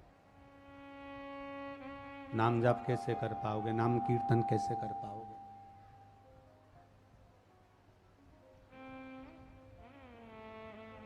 चले इसको चला। और अंत समय प्रभु आना पड़ेगा, वचन दिया तो निभाना पड़ेगा। आए ना आए प्रभु कुटुंब कबीला, अंत समय प्रभु आना पड़ेगा, वचन दिया तो निभाना पड़ेगा। अंत समय प्रभु आना पड़ेगा, वचन दिया तो निभाना पड़ेगा। अंत समय में फिर आपका किया गया पुण्य आपके साथ में चलेगा, आपका किया गया भजन आपके साथ चलेगा, आपका किया गया मंत्र जाप आपके साथ चलेगा, आपका किया गया स्मरण आपके साथ चलेगा। नंदी हिला नहीं, नंदी बैठा है। पार्वती जी कह रही है हमारा गण होकर हमारा कहना नहीं मान रहा है,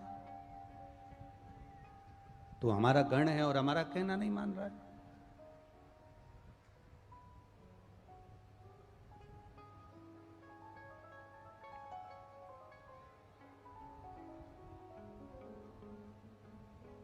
नहीं हिला।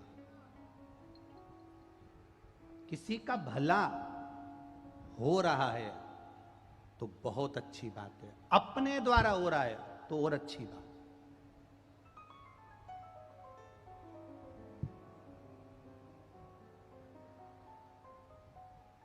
शिव महापुराण की कथा सुनकर जितने नवयुवक बेटा बेटी कंपटीशन एग्जाम में बैठे हैं, चाहे तुम रेलवे का एग्जाम दे रहे हो, चाहे तुम टीचर लाइन का एग्जाम दे रहे हो, चाहे तुम सीए के लिए दे रहे हो, चाहे तुम कलेक्टर के लिए दो, चाहे तुम एसपी के लिए, तुम्हारी मर्जी, तुम मिलिट्री का दो, आर्मी का दो, नेवी का दो, जो दे रहे हो।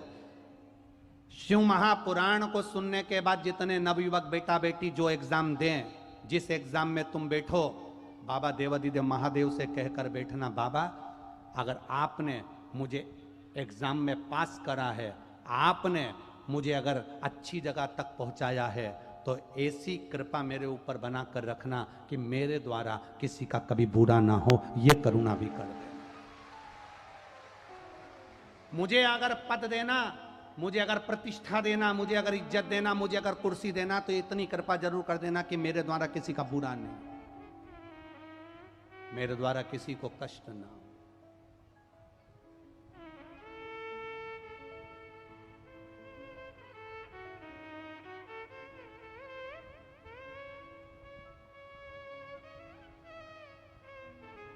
बहुत सोच समझकर शिव से प्रार्थना करा करो। यहां पंडाल में बैठे हो ना, छाता लगा लगा कर बैठे हो, चद्दर हुन पकड़ कर बैठे हो, धूप में खड़े हो, अपना अपना व्यवस्था, अपना अपना छाता लेकर सुबेरे सुबेरे से लेकर दोपहर के 2 बजे तक आप इंतजार करते हो। आपको लगता होगा महाराज जी साउंड वाले को चिल्ला देते हैं या टेंट नहीं लगाते थे तो चिल्ला देते हैं। आप लोगों को देखकर दिल दुखता है कि तुम्हारी साधना कितनी कठिन है, जो 5-5, 6-6 घंटे तक खड़े रहते हो, बैठे रहते हो। महाराज का क्या है, एसी के रूम में से निकल कर आएगा, 3 घंटे कथा बाचेगा और एसी के रूम में चले जाएगा सीओर वाला महाराज। तो पर दुख तुमको देखकर होता है कि 5-5 घंटे तक बैठे हो, इंतजार कर रहे हो, और उसके बाद भी अगर ये माइक व्यवस्था ठीक ना हो, तुम्हारी बैठने की व्यवस्था ठीक ना हो, तुम्हारे लिए कोई व्यवस्था अगर ना कर पाए, तो हमारा कथा करना भी बेकार है, उस कथा का कोई सार तत्व नहीं। और फिर प्रार्थना कर रहे हैं, आगामी कथाएं जितनी भी लगी हुई हैं, आगे जितनी कथा हो रही हैं, उनसे निवेदन है अगर आप भक्तों की बैठने की व्यवस्था सही कर सको और सारी व्यवस्थाएं ठीक कर सको तो कथा करवाओ, वरना हमारा कुबेरेश्वर धाम भला और हमारी 2 कथा भली। हमें नहीं जाना फिर बाहर निकलकर कथा करने के लिए। अगर भक्त दुखी हैं तो ऐसी कथा करने से सीओर वाले महाराज का कोई मतलब नहीं है। कोई करोड़ों का धन सियोर वाला महाराज नहीं लेता तुमसे कथा करने का, जो तुम्हारे दबाव में आकर बैठा रहेगा यहाँ कथा करने के लिए। इतना अंदाजा लगा कर रखिएगा, भक्तों की व्यवस्था हो तो कथा हो, नहीं हो तो कुबेरेश्वर धाम भला और भगवान की भक्ति भली और शिव नाम भला, भजन भला। कितना कितना ये माइक, इसकी आवाज ना पहुंचे तो हमारा क्या मतलब यहां से बैठना है। ये धूप में बैठे हैं, जरा जरा से बच्चों को गोदी में ले लेकर छाता लगा लगा कर। मेरा आस्था वालों से निवेदन है, इनको दिखाओ, केवल पंडाल में बैठे हुए को नहीं, इनको दिखाओ जो धूप में छाता पकड़ पकड़ कर बैठे हैं 4-4 घंटे से। सुबह 6 बजे से इंतजार करते हैं इस कथा का, 2 बजे की कथा का, 500 600 किलोमीटर दूर से आते हैं। उनको उनका छाता पकड़े, बच्चा गोदी में है, छोटे हैं, पकड़े खाता, केवल कथा के लिए आए 3 घंटा, क्योंकि उनको मालूम है ये कथा नहीं है, ये मेरे देवघर वाले की मिलन की एक स्थान है, वो मिलेगा, मेरा शिव तत्व प्राप्त होगा। भक्ति, भक्ति का बल बड़ा होता है।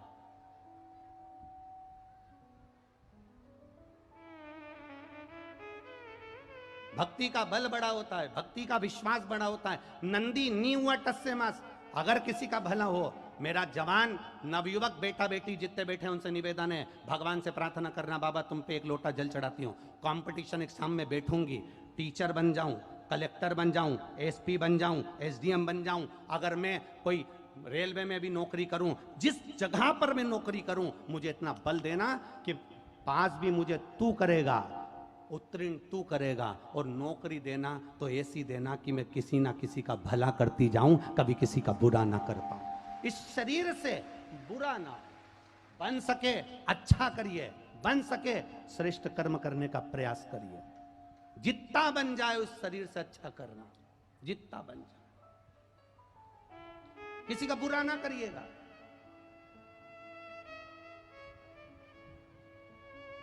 किसी का गलत ना करिएगा।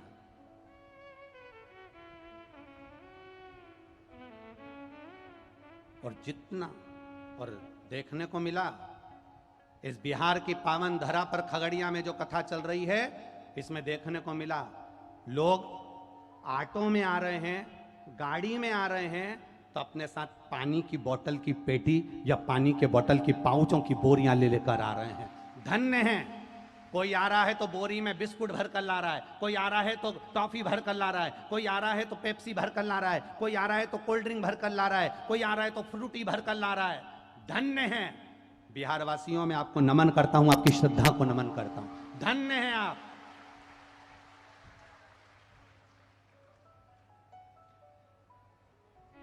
एक माँ, अभी हम लोग आ रहे थे जब, स्टील के डब्बे में जितनी जिसकी सामर्थ्यता है, जितनी जिसकी सामर्थ्यता, एक माँ स्टील के डब्बे में खिचड़ी लेकर खड़ी थी और ऐसा अखबार का कागज फाड़ के रखे थे उसने, और उसका बच्चा खिचड़ी, वो माँ खिचड़ी भर रही स्टील के डब्बे में से, और बच्चा उसका छोटा सा हाफ पैंट पहना है, टी शर्ट पहना है, और बच्चा जाने वाले भक्तों को खिचड़ी दे रहा था।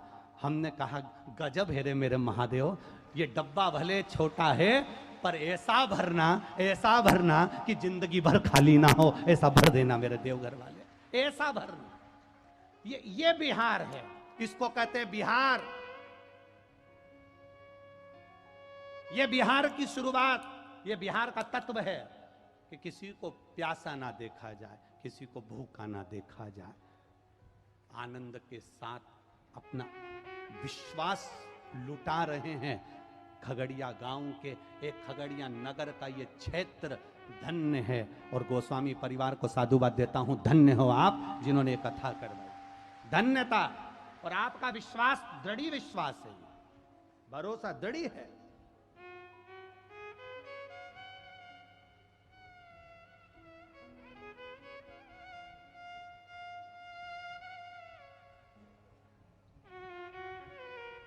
भरोसे के साथ शिव तत्व को नंदी नहीं हटा। आप सत्कर्म करने का एक, अगर फिर निवेदन करूंगा नवयुवक बच्चों से, अगर आपने मन बना लिया ना, संकल्प ले लिया कि मेरे को अगर अच्छी नौकरी मिल गई, मैं अच्छी जगह पर पहुंच गया, तो प्रतिज्ञा करता हूं किसी का दिल नहीं दुखाऊंगा, हाथ के सिग्नेचर से अगर काम होगा तो अच्छा ही होगा और दुनिया के हित का होगा। तो मेरा महादेव भी तेरा हाथ पकड़कर, जिस हाथ से तू जल चढ़ाता है, तेरा हाथ पकड़कर वो तुझे अच्छे स्थान पर पहुंचा देगा, सिंहासन पर पहुंचा देगा, ये निश्चित है। अगर संकल्प लेकर आप बैठे हो कि मेरे द्वारा मैं किसी का गलत नहीं करूंगा, तो परमात्मा कभी तेरा गलत नहीं करेगा। अगर आपने अपनी बोतल से किसी को पानी दे दिया है तो तेरे को पीने की चिंता मत करना, तेरे लिए पानी की बोतल भी महादेव लाएगा, और खाली सिंपल पानी नहीं लाएगा, गंगा जल भर कर तेरे को पिलाने के लिए लेकर आएगा। तू विश्वास तो अटल रख, भरोसा तो अटल रख, तेरी दृढ़ता, तेरी श्रद्धा तो अटल रख।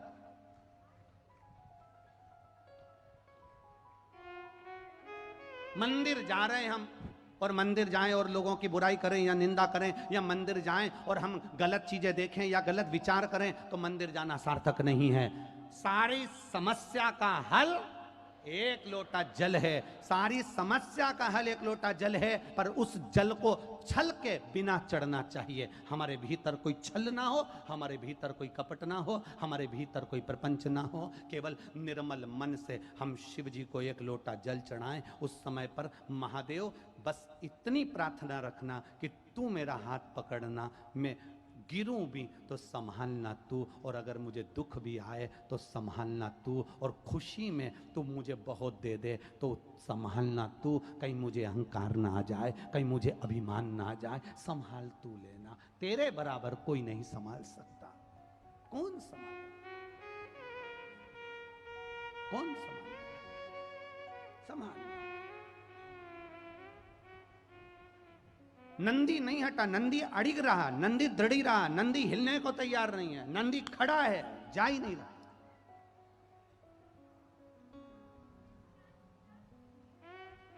खड़ा नंदी, दृढ़ी,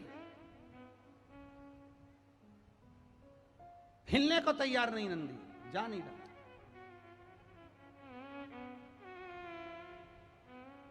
अब पार्वती जी ने कहा तू हमारा कहना नहीं मानेगा। नंदी बोले नहीं, चुप, मौन, बोले नहीं।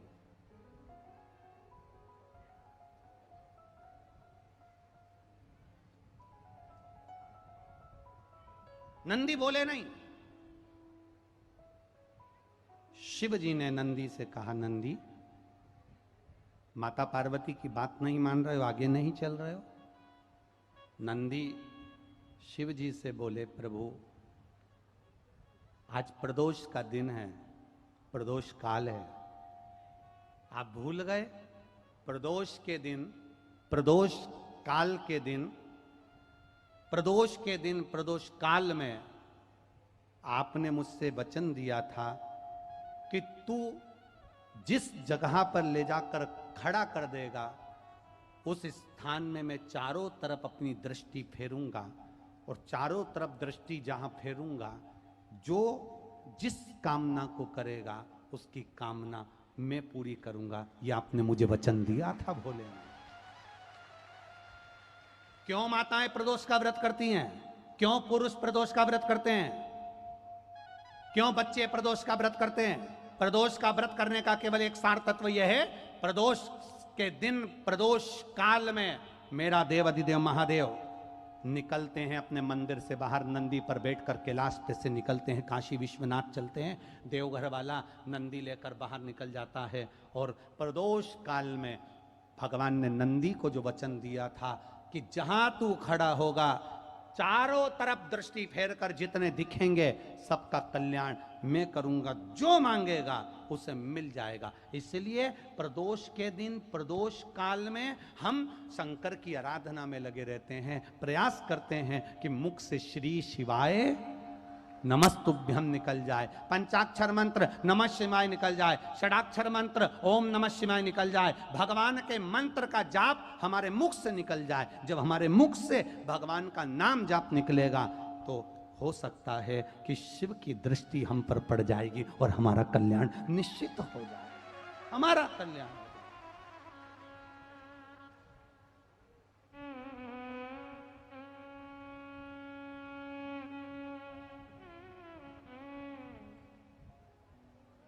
वो कहते हैं ना, दिल से मांगो झोली में खुशियों से भर देगा।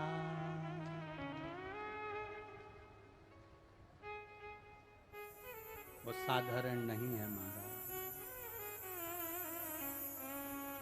वो बाबा डमरू वाला रे। कर भगवान देवाधिदेव महादेव से अपने मन की बात कहिए, भाव से। कार्यकर्ताओं से भी निवेदन है, जहां जगह मिले वहां बैठकर भगवान शिव से अपने मन की बात का बड़े भाव के साथ में कहिए।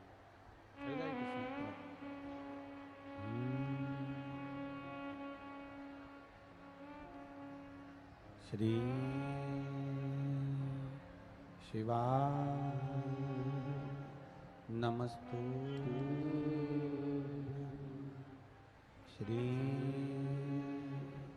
शिवाय नमस्तु, श्री शिवाय नमस्तु, श्री शिवाय नमस्तु, श्री शिवाय नमस्तु, श्री शिवाय नमस्तु। भोला सब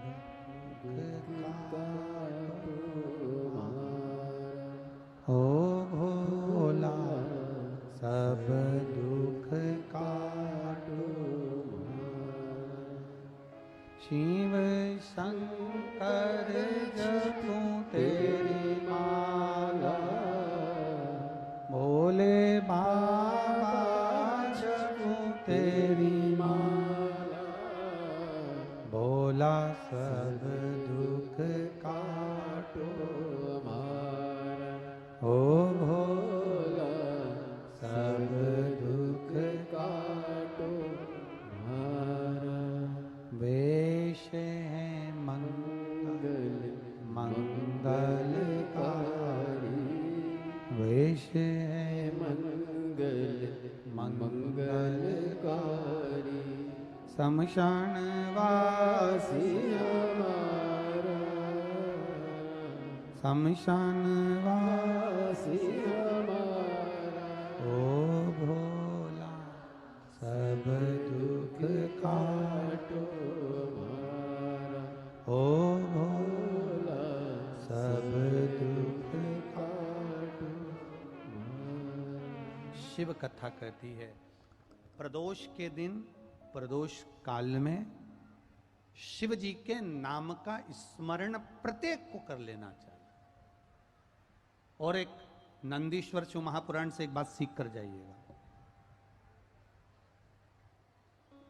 अगर आपको लग रहा है कि दुख समाप्ति नहीं हो रहा है, एक बीमारी से उठे दूसरी बीमारी में लग गए, फिर कोई दुख आ गया, फिर कोई दुख आ गया, फिर कोई तकलीफ आ गई, फिर कोई तकलीफ आ गई, बार बार आपको लग रहा है कि दुख पीछा ही नहीं छोड़ रहा, तो नंदीश्वर शिव महापुराण की कथा आपको कह रही है, प्रदोष के दिन, प्रदोष काल में 2 जगह दिए लगाना प्रारंभ कर दो। पहला, बेलपत्री के वृक्ष के नीचे पहला दिया प्रदोष काल में, प्रदोष के दिन बेलपत्री के वृक्ष के नीचे, और दूसरा दिया अपने दरवाजे की चौखट के बाहर, मतलब अपन बाहर खड़े होंगे, अंदर की ओर दिया नहीं, बाहर की ओर। एक दिया बेलपत्र के नीचे देवाधिदेव महादेव से प्रार्थना कर कर, हे शिव शंकर, हे गौरी शंकर, हे शिव, आज प्रदोष का दिन, प्रदोष काल में आप भ्रमण के लिए निकलोगे नंदीश्वर के साथ में, ऐसी कृपा करना, आपके लिए मैंने द्वार सजाया है भोलेनाथ, आपकी दृष्टि मेरी चौखट पर भी कर देना, मेरी जिंदगी संवर जाए। इसलिए 2 दीप स्मरण करो। हाँ, अच्छा इशारा करा है, उसे समझ गए हो। जिस दिए को आप लगाओगे प्रदोष के दिन, प्रदोष काल में, एक दिया बेलपत्री के वृक्ष के नीचे लगाया है, और दूसरा दिया जब आप घर में प्रवेश करोगे तो राइट हैंड पर ही लगाएं। कौन से हैंड पर लगाएं? राइट हैंड पर। बहुत बहुत साधुवाद आपको दीदी, धन्यवाद। धन्यवाद दो, उन्होंने इशारा करके बताया कि दिया किस ओर लगाएं। कम से कम अपने को अंदाजा तो लग जावे ना दिया किस ओर लगना चाहिए। साधुवाद था, बहुत बहुत साधुवाद। इसको जागरूक श्रोता कहते हैं, जिनको कथा के प्रति रुचि है और भगवान के भजन के प्रति रुचि है, वो तुरंत भाव से उसको स्वीकार कर ले। तो दो जगह दीप, पहला कहां पर लगाएंगे? जम के बोलो जरा। बेलपत्री के वृक्ष के नीचे। अब बेलपत्री के वृक्ष को भी समझना, कौन सा वृक्ष होना चाहिए? जो आप खड़े हो, दोनों हाथ ऊपर हो, उस हाथ तक भी उसकी पत्ती को स्पर्श ना हो पाए, मतलब उसकी छाया हमारे पूरे शरीर पर पड़े, तो बेलपत्री के वृक्ष की मूलता का आनंद है। जो छोटे बेलपत्री के वृक्ष होते हैं, छोटे छोटे जो पौधे होते हैं बेलपत्री के, इनको जल डालकर, खाद डालकर सिंचित करो, बड़ा करो, उनको पोषित कर कर, बड़ा कर कर कहीं अच्छी जगह उनको लगाओ। ये नहीं कि छोटी बेलपत्री के पत्ते तोड़ लो या छोटे से पौधे के पत्ते तोड़ लो, वो श्रेष्ठता नहीं है। शिव पुराण कहती है वृक्ष वो होना चाहिए जिसकी छाया हमारे ऊपर आए। बाकी के आपके घर में आप बेलपत्री का पौधा लगाते हो, उसको बड़ा करो, बड़ा करने के बाद उसको कहीं अच्छी जगह पर लगाओ जिससे वह बेलपत्री का पौधा बड़ा हो जाए। बड़ा हो जाएगा, हम हैं नहीं हैं, कम से कम वो पौधा रहेगा, वृक्ष बनेगा। वृक्ष बनेगा तो उसकी पत्तियां टूटकर महादेव पर चढ़ेगी, तो हमारा कल्याण अपने आप हो जाएगा। आप उसमें लगाइए, आप वो बेलपत्री के पौधे को बड़ा करिए, उसको लगाओ, वृक्ष हो बड़ा। तो पहला दिया कहां लगाएंगे? बेलपत्री के वृक्ष के नीचे। और दूसरा, अपने घर में प्रवेश करते समय राइट हैंड में बाहर। शिव तत्व को जान कर। कौन से दिन? जम के बोलो जरा। प्रदोष के दिन। कौन से समय? प्रदोष काल, शाम का जो समय हो, शाम का समय, प्रदोष काल का समय, भगवान को दीप प्रज्वलित कर दिया। शिव तत्व कह रहा है। नंदी ने शंकर भगवान से कहा, आपने वचन दिया था मेरे को,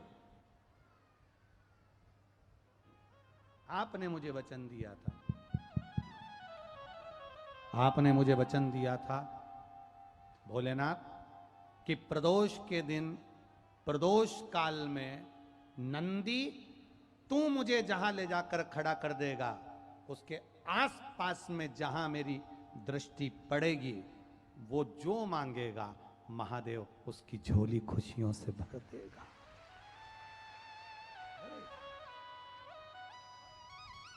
एक पत्र आया, देखिए।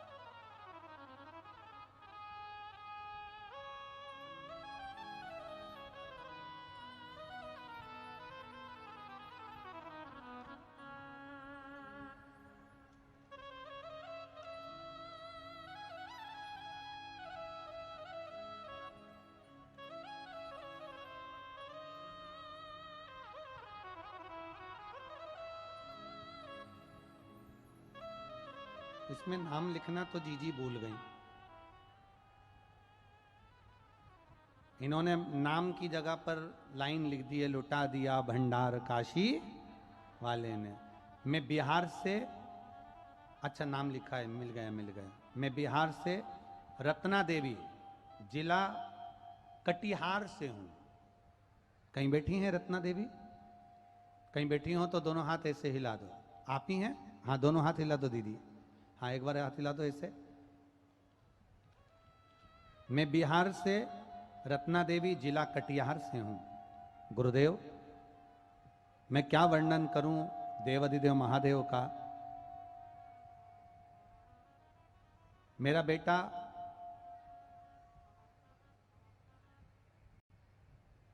जिसकी नौकरी का योग, सरकारी नौकरी का, हम जितने भी महाराजों को पत्रिका दिखाई, इसमें लिखा है, हमने जितने को भी कुंडली दिखाई, उन्होंने मेरे बेटे को कह दिया था इसकी कभी जिंदगी में नौकरी नहीं लगेगी, इसका धंधा खुलवाओ, इसको कोई दुकान खुलवा दो, कोई धंधा खुलवा दो, इसकी नौकरी नहीं लगेगी। आपने लिखा कि कुंडली में नौकरी के योग किसी महाराज ने नहीं बताए, सबने धंधे के योग बताए। गुरुदेव, मैं निराश हो गई, अब करूं तो करूं क्या। तब हमारी पड़ोसन टीवी पर शिव पुराण सुनती थी, हमने भी देख लिया और हमने भी आस्था चैनल चालू कर कर टीवी पर कथा सुनना प्रारंभ करा। और कथा सुनना, उस दिन आपने कथा में कहा था, शंकर जी के मंदिर में जाकर झाड़ू लगाना, पोछा लगाना, तनख्वाह भोलेनाथ देंगे। तुम झाड़ू लगाओ शिव के मंदिर में, पोछा लगाओ शंकर के मंदिर में, सफाई करो शिव के मंदिर में, और लगातार बाबा की सेवा करो, दिया जलाओ मत जलाओ पर उसके मंदिर की सेवा कर ली, तनख्वाह वो देगा। बाबा, आपका क्या वर्णन करूं, 1.5 साल मैंने बाबा की आपकी कथा सुनकर पीछा नहीं छोड़ा महादेव का। मंदिर में झाड़ू लगाती, पोछा लगाती। लोग कई बार मुझसे कहते, कितने रुपए महीने में काम कर रही हो। लोग मुझसे कहते, कितने रुपए महीने में काम कर रही हो। बाबा, काम करना नहीं छोड़ा, बाबा के मंदिर में सफाई करना नहीं छोड़ी। और मेरे छोटे लड़के ने तुरंत कहा, मां एक इंटरव्यू आया है, दे दूं। मैंने भी भोले बाबा का पोछा लगाते लगाते कह दिया, दे दे। और बाबा की कृपा से 1.5 साल में बाबा ने 11 मई को मेरे बेटे को रेलवे की नौकरी में ज्वाइनिंग दे दी। मेरे बाबा को धन्यवाद करने के लिए आए। ये शिव तत्व है, तो घड़ी है। बैठो बहन, हर हर महादेव, बहुत बहुत साधुवाद, बधाई आपको। इसी को शिव भक्ति कहते हैं, इसी को शंकर